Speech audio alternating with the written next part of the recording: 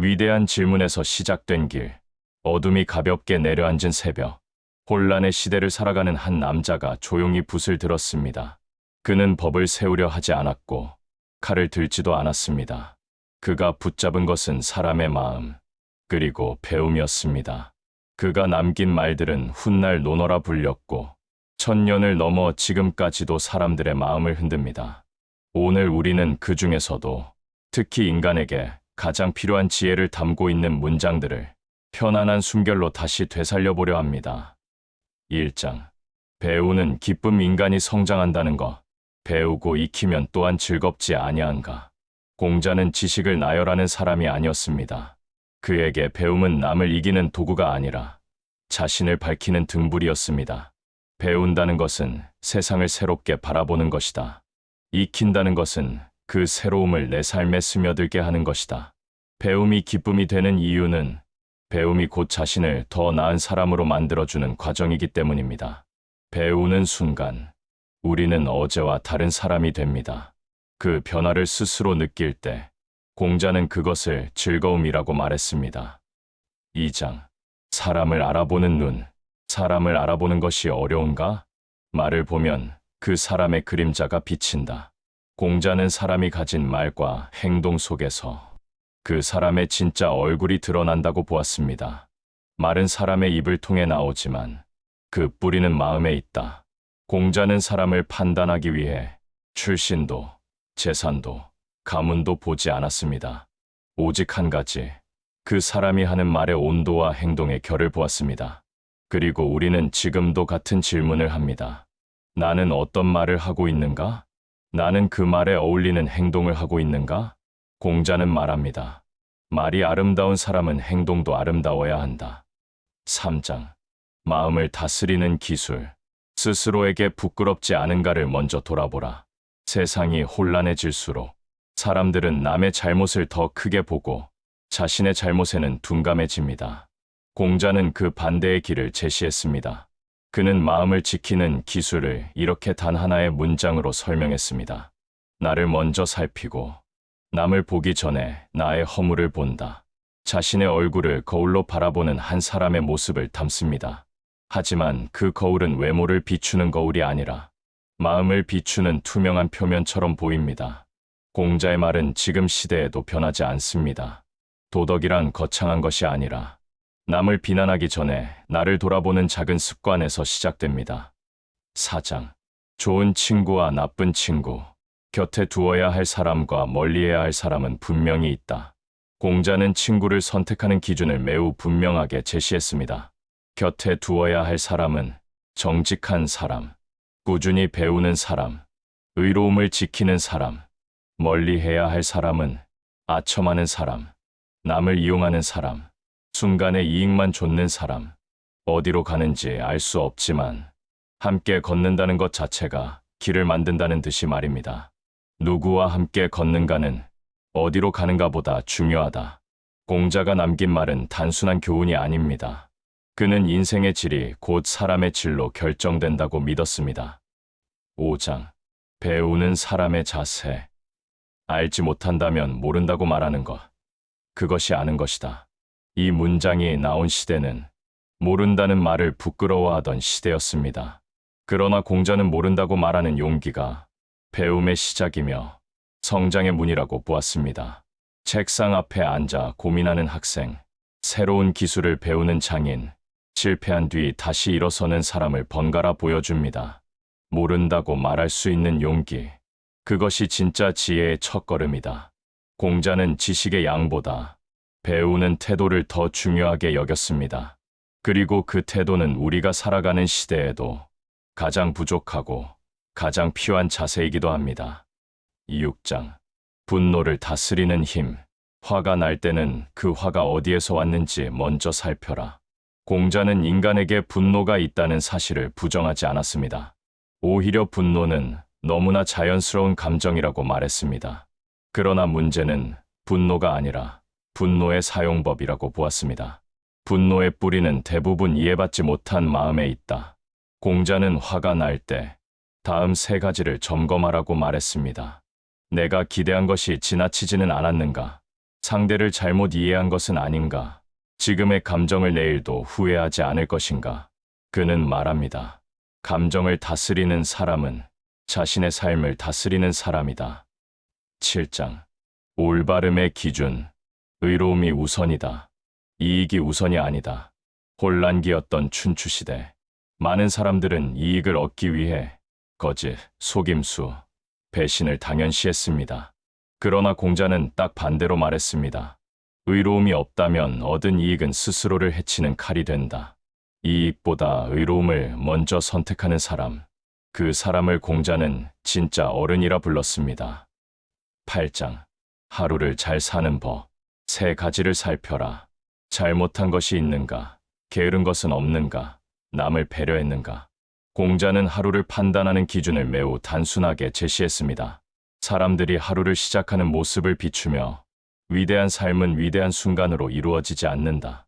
위대한 삶은 작은 하루가 쌓여 이루어진다. 공자의 말은 하루를 가볍게 흘려보내지 말라는 조용한 경고입니다. 9장. 진짜 존경받는 사람. 사람들은 화려함을 존경하지만 나는 꾸준함과 진심을 존경한다. 공자는 눈에 보이는 성공이 아니라 보이지 않는 노력과 마음을 더 높이 평가했습니다. 묵묵히 나무를 깎는 장인, 한밤에도 책을 읽는 학자, 평범한 사람의 꾸준함은 화려한 사람의 재능보다 강하다. 10장. 덕이란 무엇인가? 덕은 향기와 같다. 보이지 않지만 사람을 끌어당긴다. 공자가 말하는 덕은 단순히 착한 마음이 아니었습니다. 그것은 사람을 자연스럽게 움직이게 만드는 힘, 말보다 깊고 행동보다 오래가는 존재의 향기였습니다. 덕이란 사람의 마음을 편안하게 만드는 힘이다. 억지로 따르게 하는 것이 아니라 따르고 싶게 만드는 조용한 영향력이다. 공자는 지도자의 덕, 어른의 덕, 친구의 덕, 부모의 덕을 나눠 말하지 않았습니다. 그에게 덕은 어디서나 같았습니다. 사람을 살리는 향기, 마음을 편하게 하는 기운, 그리고 스스로에게 부끄럽지 않은 마음, 그 모두가 덕이었습니다. 11장. 지도자의 조건. 군자는 그 모습을 바르게 하면 명령하지 않아도 행동이 모인다. 공자는 지도자를 힘과 권력으로 정의하지 않았습니다. 그가 말한 군자 훌륭한 사람은 스스로를 바로 세움으로써 타인을 자연스럽게 이끄는 존재였습니다. 그들은 명령을 내리지 않습니다. 대신 자신이 먼저 움직입니다. 공자는 말합니다. 사람을 움직이고 싶다면 먼저 그 사람의 마음에 닿아라. 마음에 닿지 않는 말은 아무리 크고 강해도 울림이 없다. 이 말은 오늘을 살아가는 모든 부모, 모든 직장인, 모든 리더에게 그대로 이어집니다. 말로 이끄는 사람은 잠시 영향력을 갖지만 삶으로 이끄는 사람은 오래 기억된다. 12장. 약함과 강함. 부드러움은 강함을 이기고 약함은 강함을 감싸 안는다. 공자는 강함을 목소리가 큰 사람으로 보지 않았습니다. 권력을 쥔 사람으로도 보지 않았습니다. 그는 강함을 이렇게 설명했습니다. 유혹을 뿌리치는 사람, 화를 삼키는 사람, 배려를 잃지 않는 사람이 가장 강하다. 그러면서 이렇게 말합니다. 약한 사람은 쉽게 화를 내고 강한 사람은 쉽게 이해한다. 강함은 근육이 아니라 마음의 근력이고 약함은 소리의 크기가 아니라 마음의 무너짐입니다. 공자가 말한 강함은 삶의 태도였고 조용한 내면의 힘이었습니다. 13장. 사람을 대하는 예의 진짜 의미. 예란 형식이 아니라 상대의 마음을 살피는 것이다. 논어의 가장 핵심적인 주제 중 하나가 바로 예입니다. 하지만 오늘의 예절 수업과 달리 공자가 말한 예는 겉모양이 아니었습니다. 그는 말했습니다. 예는 마음이 상대에게 닿는 다리이다. 예란 결국 상대가 소중하다는 신호입니다. 목소리를 낮추는 것도, 상대의 말을 끊지 않는 것도, 부탁을 부드럽게 말하는 것도, 감사 인사를 잊지 않는 것도 모두 마음이 상대를 향했다는 조용한 표시입니다. 그래서 공자는 말했습니다. 마음 없는 예는 돌에 새긴 글자처럼 의미가 없다. 하지만 마음이 담긴 예는 꽃처럼 피어난다. 14장. 인간의 본성. 사람은 가까운 것을 좋아하고 쉬운 것을 따르며 인정받고 싶어 한다. 공자는 인간을 비난하지 않았습니다. 그는 인간이 본래 가지고 태어난 마음을 사실 그대로 인정했습니다. 그리고 말합니다. 사람을 움직이려면 사람의 본성을 이해해야 한다. 엄마 옆에서 웃는 아이, 칭찬 한마디에 더 힘을 내는 청년, 따뜻한 시선에 용기를 얻는 노인의 모습. 공자는 사람의 본성을 크게 세 가지로 정리했습니다. 편안함을 추구한다. 인정을 받고 싶어 한다. 가까운 사람에게 마음이 열린다. 이 단순한 본성 위에 모든 인간관계, 모든 사회, 모든 조직이 세워졌습니다. 공자가 위대한 이유는 인간을 바꾸려 하지 않고 인간을 이해하려 했기 때문입니다. 15장. 말의 무게. 말은 가볍지만 책임은 무겁다. 공자는 말의 위험성과 아름다움을 동시에 보았습니다. 그는 말이 사람의 인생을 흔들 수 있다고 믿었습니다. 한 문장으로 위로받는 사람, 한 말로 상처받는 사람, 또 한 문장으로 용기를 얻는 사람들. 공자의 말은 단호합니다. 말은 마음의 문이고 말버릇은 성품의 그림자다. 그래서 그는 강조했습니다. 쉽게 약속하지 말라. 큰 소리로 남을 꾸짖지 말라. 부드럽게 요청하라. 듣기 좋은 말보다 진실된 말을 하라. 그 중에서도 공자가 가장 중요하게 본 말의 미덕은 신뢰였습니다. 한 번의 거짓은 10번의 진실을 무너뜨린다. 말의 무게를 아는 사람, 바로 그 사람이 지혜로운 사람입니다. 16장. 부모와 자식의 길. 효는 화려한 선물이 아니라 부모를 편안하게 하는 마음이다. 공자는 부모 자식 관계에 대해 놀라울 만큼 현실적이고 따뜻하게 말했습니다.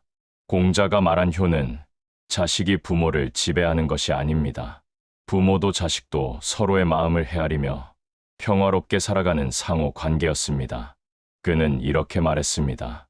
부모를 속이지 말고 부모를 걱정시키지 말아라. 그것이 효도의 절반이다.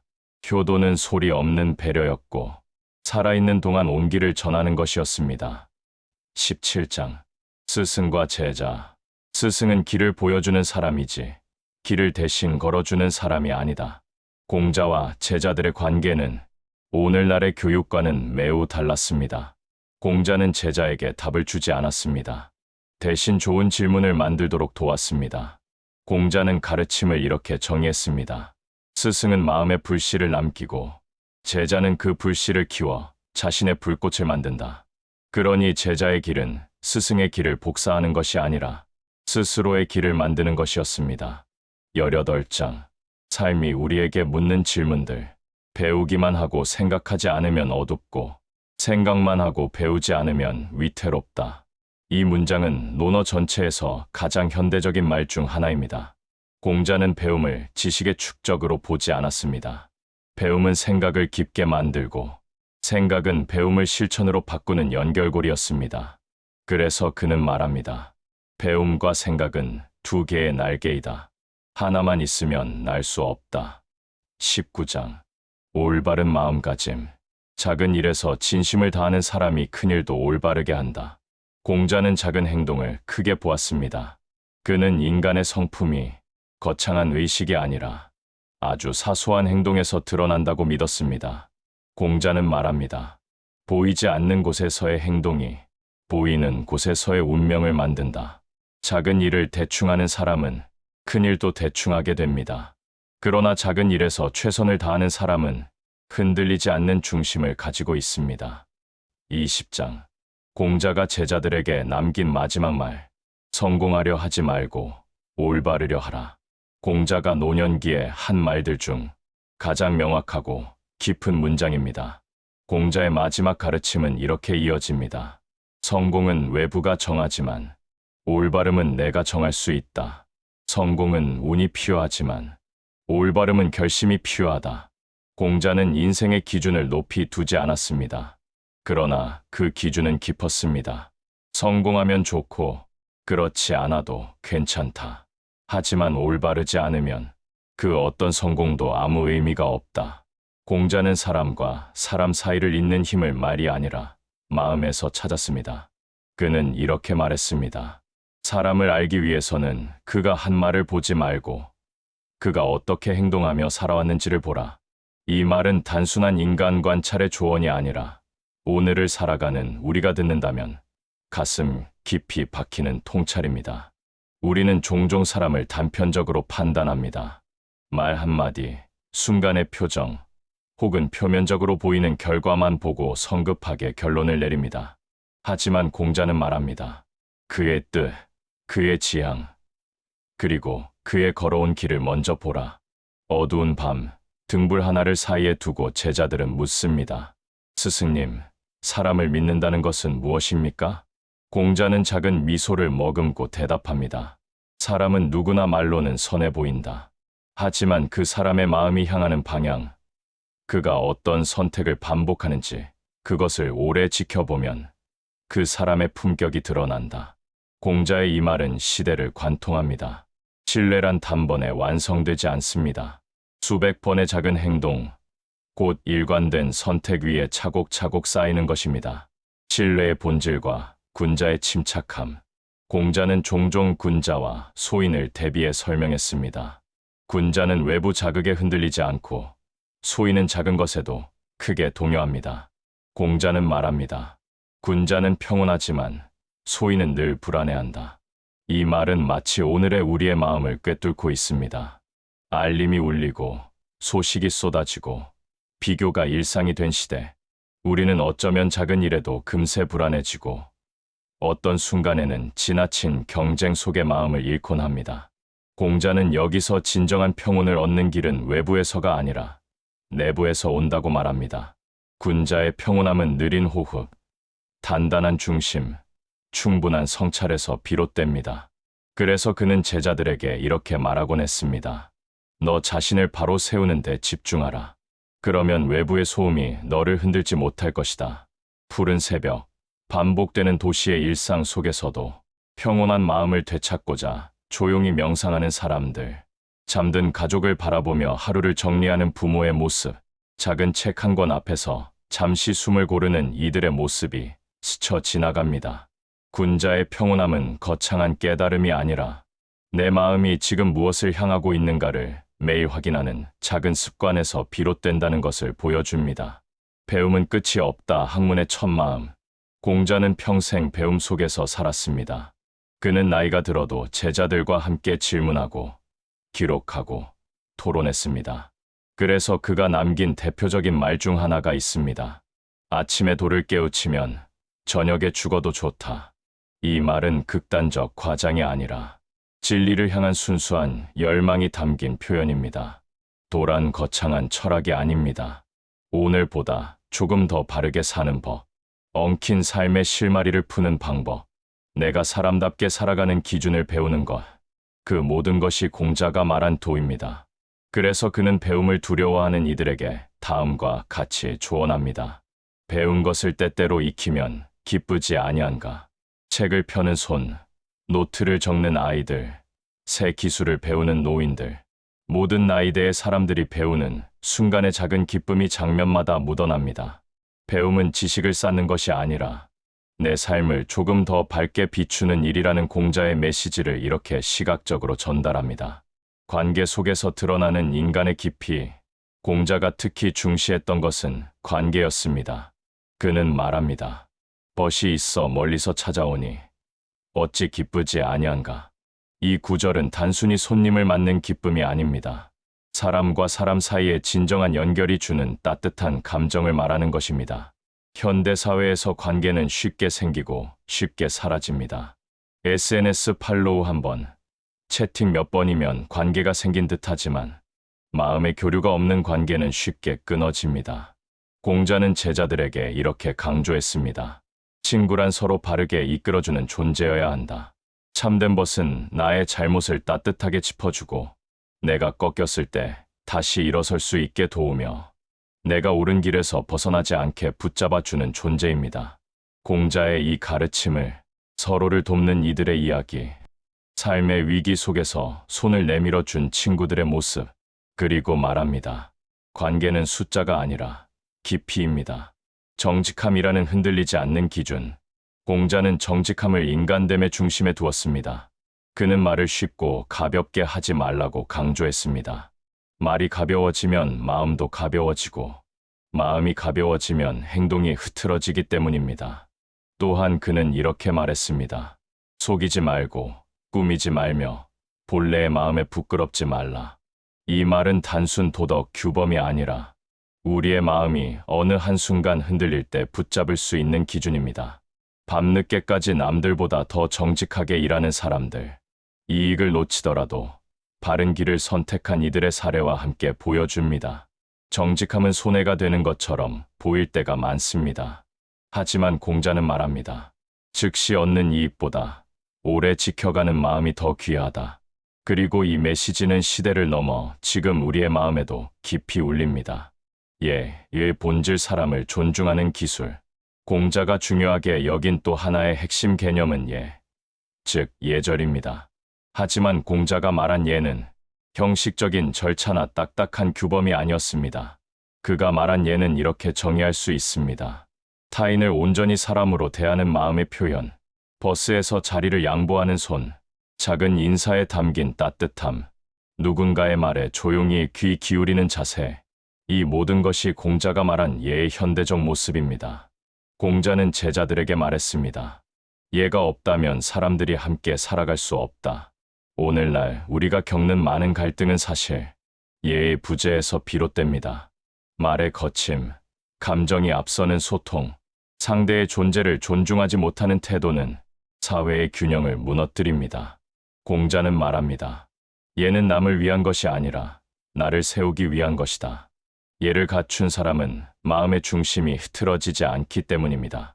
삶의 공평함과 공자의 조용한 가르침, 공자가 남긴 많은 명언 중에는 삶의 무게를 견딜 수 있는 힘을 주는 말도 많습니다. 그는 이렇게 말했습니다. 한 번 넘어졌다면 다음에는 넘어진 이유를 알면 된다. 도전의 실패는 잘못이 아닙니다. 포기가 잘못일 뿐입니다. 공자는 실패한 제자들을 꾸짖지 않았습니다. 대신 그 실패에서 무엇을 깨달았는지 물었습니다. 도시의 밤을 홀로 걸어가는 한 젊은이의 모습, 수십 번의 실패 끝에 다시 작업대를 마주한 장인의 이야기로 표현합니다. 공자의 목소리는 이렇게 말합니다. 실패는 너를 멈추기 위한 것이 아니라 너를 바르게 세우기 위한 과정이다. 공자는 인간이 지녀야 할 마음가짐 가운데 가장 근본적이고도 단순한 덕목으로 성실함을 꼽았습니다. 그는 말했습니다. 성실함이 없다면 어떤 행동도 오래 가지 못한다. 성실함이란 거창한 행동이나 눈에 보이는 업적이 아니라 지속적인 마음의 자세입니다. 하루에 조금씩 꾸준히 자신을 쌓아가는 태도. 공자는 바로 그것을 사람됨의 첫걸음이라 보았습니다. 사람들은 종종 큰 목표를 세우고 빠른 성취를 기대합니다. 하지만 공자는 속도를 말하지 않았습니다. 그는 오히려 지속을 말했습니다. 오늘 해야 할 작은 일을 바로 하는 것, 바른 길을 알았다면 천천히라도 계속하는 것, 그것이 공자가 말한 성실함의 본질이었습니다. 공자는 제자들에게 이렇게 말했습니다. 작은 선행을 가볍게 여기지 말고 작은 악행을 대수롭지 않게 여기지 말라. 사람은 작은 습관에 의해 만들어집니다. 작은 거짓말 하나가 큰 문제를 만들고 작은 배려 하나가 한 사람의 하루를 바꾸기도 합니다. 이처럼 공자는 행동의 크기가 아니라 마음의 방향을 본 것입니다. 겸손의 지혜. 공자가 사람들에게 강조한 것 중 하나는 겸손입니다. 겸손은 자신의 부족함을 지나치게 낮추는 태도가 아니라 배울 준비가 된 마음을 뜻합니다. 공자는 말했습니다. 새 사람과 길을 가면 그 가운데 반드시 나의 스승이 있다. 이 말은 우리가 만나는 모든 사람에게 배울 점이 있다는 깊은 통찰입니다. 나보다 경험이 많은 사람에게서 배우고 어린아이에게서도 배울 수 있으며 심지어 내가 싫어하는 사람에게서도 배울 점이 있습니다. 겸손한 마음은 타인의 장점을 기꺼이 인정합니다. 스스로 모든 것을 알고 있다고 여기는 사람은 결국 더 이상 성장하지 못합니다. 하지만 공자는 끝없이 배우고 또 고쳐나갔습니다. 겸손한 사람은 조용하지만 강합니다. 자기 자리를 알고 남을 눌러 이기려 하지 않으며 스스로 빛나기 위해 남의 빛을 꺼뜨리지 않습니다. 공자는 제자들에게 이렇게 덧붙입니다. 지혜로운 사람은 남을 탓하기보다 먼저 자신의 마음을 돌아본다. 겸손은 스스로에 대한 진실한 이해에서 나옵니다. 말을 아끼는 태도. 공자는 말을 조심하며 아끼는 태도를 귀하게 여겼습니다. 그는 평생을 가르쳤지만 말의 경솔함을 경계했습니다. 그는 제자들에게 자주 말했습니다. 듣는 것을 좋아하되 말하는 것은 신중히 하라. 말을 많이 하는 것은 쉽지만 책임 있는 말은 어렵습니다. 입에서 나온 말은 다시 담을 수 없고 때로는 마음을 다치게 하고 돌이킬 수 없는 상처를 남기기도 합니다. 공자는 말했습니다. 행동이 말을 따르지 못한다면 그 말은 믿을 수 없다. 말과 행동이 하나로 이어질 때 사람은 비로소 믿음을 얻습니다. 그래서 공자는 말을 통해 자신을 드러내기보다 행동을 통해 자신을 증명하라고 일렀습니다. 말은 적어도 좋습니다. 중요한 것은 말의 무게입니다. 입에서 나오는 한 문장마다 그 사람의 품격과 깊이가 담기기 때문입니다. 수용과 변화. 공자는 누구나 성장할 수 있다고 믿었습니다. 사람이란 태어날 때부터 완성되어 있는 존재가 아니라 배우고 깨닫고 고쳐가는 과정 속에서 끊임없이 변화할 수 있는 존재라고 보았습니다. 그래서 그는 이렇게 말했습니다. 과거를 돌아보고 잘못을 고칠 줄 아는 사람은 비로소 지혜로운 사람이다. 공자는 잘못을 두려워하지 않았습니다. 잘못을 감추려 하지도 않았습니다. 그는 제자들에게 부끄러움의 의미를 알려주었습니다. 여기서 말하는 부끄러움은 남의 시선 앞에서 얼굴이 붉어지는 감정이 아니라 스스로의 기준에 어긋났음을 인지하는 성찰의 감정입니다. 스스로 잘못을 인정할 수 있는 사람은 이미 반 이상 성장한 사람입니다. 잘못을 인정하는 순간 변화는 시작되기 때문입니다. 공자는 말했습니다. 잘못을 알고도 고치지 않는 것. 그것이 진짜 잘못이다. 우리의 삶은 늘 변화의 과정입니다. 변화를 거부할수록 삶은 무거워지고 변화를 받아들일수록 마음은 자유로워집니다. 올바른 관계의 중심은 진심. 공자는 많은 관계의 기준을 진심으로 삼았습니다. 그는 말했습니다. 너의 마음이 진실하다면 사람들은 너의 진심을 느낄 것이다.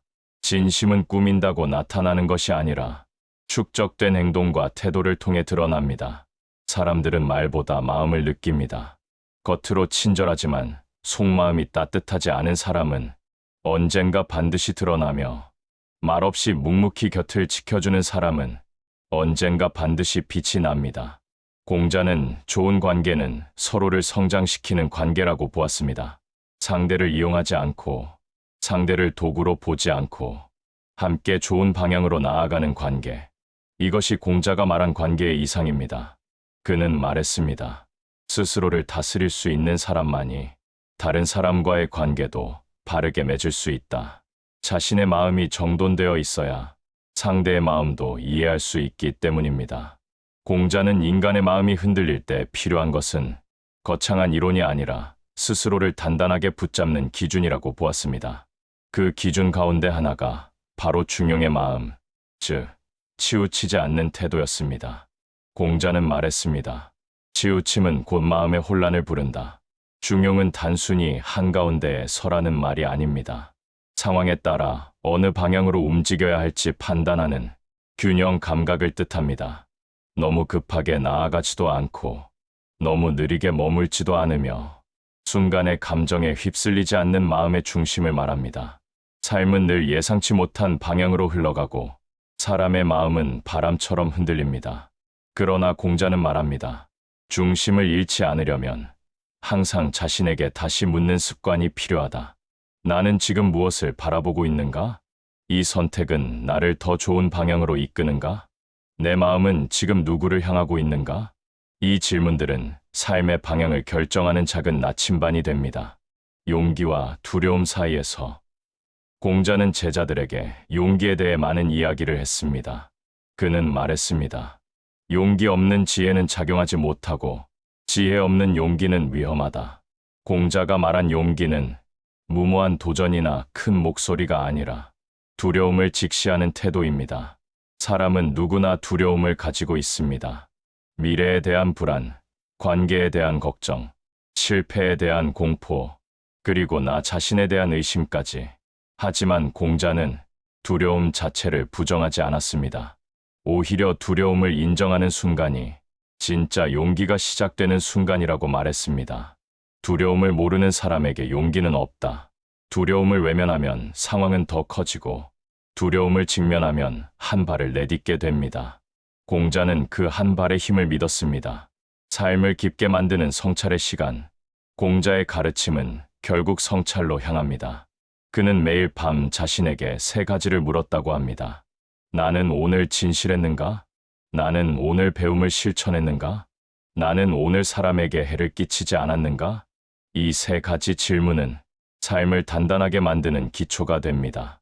우리는 종종 큰 목표를 이루기 위해 자신을 다그치지만 사실 삶을 완성시키는 것은 거대한 도약이 아니라 작고 꾸준한 성찰의 반복입니다. 공자는 말했습니다. 자신을 먼저 다스리지 않으면 어떤 일도 제대로 이룰 수 없다. 자기 점검의 시간을 가진 사람은 누가 보지 않아도 똑바로 걷고 혼자 있어도 무너지지 않습니다. 진정한 행복의 조건. 공자는 행복을 복잡한 조건에서 찾지 않았습니다. 그는 행복을 아주 단순하게 정의했습니다. 마음이 편안하다면 그것이 가장 큰 복이다. 행복은 외부에서 오는 조명이나 박수가 아니라 내 마음이 나를 괴롭히지 않는 상태입니다. 스스로에게 떳떳하고 내 선택을 후회하지 않으며 내가 바르게 살아가고 있다고 느끼는 것. 그것이 공자가 말한 진정한 행복이었습니다. 공자는 덧붙입니다. 작은 것에 만족할 줄 아는 사람은 결핍 속에서도 감사할 줄 안다. 우리는 종종 더 많은 것을 바라보며 이미 가진 것의 가치를 잊습니다. 하지만 마음이 넉넉한 사람은 환경을 탓하기보다 지금 손에 쥐고 있는 작은 것을 소중히 여깁니다. 오늘을 살아가는 우리에게 주는 현실적인 조언. 논어 속 공자의 가르침은 수천 년이 흘러도 여전히 우리 곁에 남아 있습니다. 하지만 그 지혜는 먼 옛날 성현들의 말이 아니라 지금 이 순간을 살아가는 우리에게 매우 현실적이고 실천적인 조언으로 다가옵니다. 공자는 말했습니다. 너 자신을 속이지 말라. 내 마음을 바로 세우면 삶이 나를 해치지 못한다. 우리는 때때로 외부 환경, 사람들의 말, 예상치 못한 사건들 때문에 흔들립니다. 하지만 공자의 조언은 놀라울 만큼 단순합니다. 하루에 단 한 번이라도 너 자신을 돌아보라. 오늘 내가 올바르게 살았는지, 오늘의 선택이 내일을 밝게 만들지, 누군가에게 상처 주지는 않았는지, 나는 지금 나답게 살아가고 있는지, 이 작은 성찰 하나가 삶의 방향을 바꾸고 흔들리던 마음을 붙잡아주며 불안 속에서도 한 걸음을 내딛게 만듭니다. 마지막으로 공자는 이렇게 말했습니다. 스스로를 속이지 않는 사람은 어떤 어려움 속에서도 결국 길을 찾는다. 길은 거창한 목표 속에 있는 것이 아니라 오늘 내가 내딛는 작은 선택 속에 있습니다. 천천히 가도 괜찮습니다. 지치면 쉬어도 괜찮습니다. 중요한 것은 멈추지 않는 마음, 부끄럽지 않은 내면, 그리고 매일 조금씩 더 나은 사람이 되려는 의지입니다. 그것이 공자가 남긴 지혜이며 오늘 우리에게 가장 현실적이고 감동적인 조언입니다.